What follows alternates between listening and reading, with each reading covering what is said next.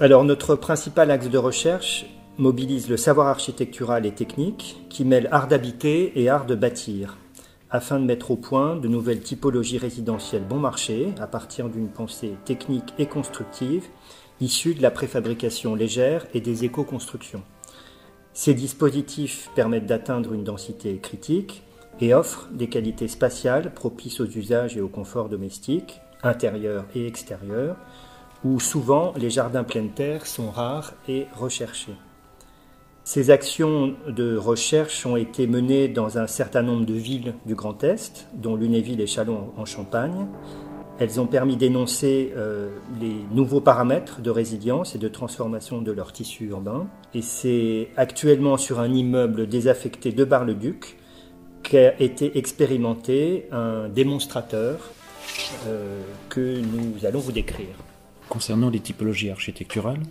le projet architectural de transformation de l'édifice au 39 rue du Bourg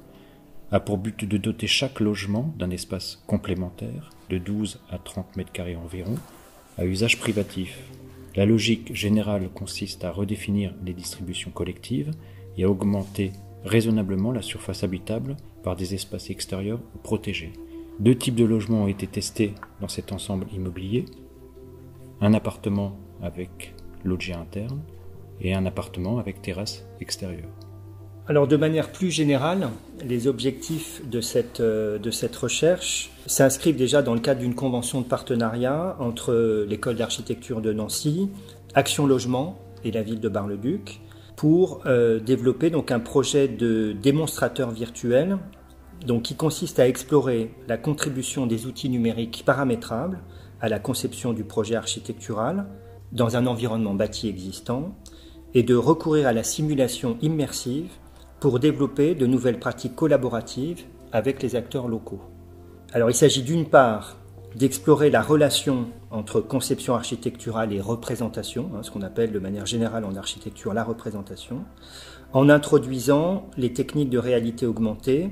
et virtuelle dans des protocoles d'expérimentation virtuelle hors site et en mesurant leurs effets dans l'espace réel in situ.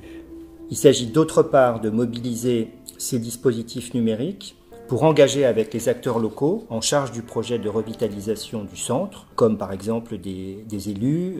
les membres des services techniques, mais aussi des associations, les architectes des bâtiments de France, un protocole de médiation et élaborer un démonstrateur destiné à un public non professionnel et aux usagers. Le but est de donner à voir autrement un projet architectural à un public non architecte et de favoriser les interactions. Alors, le lien entre une pédagogie et une recherche au sein de l'école d'architecture de Nancy et plus précisément au sein du laboratoire Le MAP crée. Alors, un premier temps autour d'une pédagogie où l'exploration pédagogique et l'ouverture à une grande variété de solutions et de propositions architecturales qui s'appuient sur une méthode analytique de systèmes avec des systèmes de classification spatiale, constructive et matérielle. Ça a été réalisé avec des étudiants en master 1 et 2 à l'école d'architecture de Nancy. Donc un deuxième temps plutôt lié à la recherche, un travail de synthèse et de classification typologique, énonciation des types principaux et de leurs règles générales respectives, une expérimentation sur quelques types sélectionnés au moyen de démonstrateurs, en l'occurrence des maquettes réelles et virtuelles, et puis une élaboration de systèmes experts en vue d'une phase de médiation à destination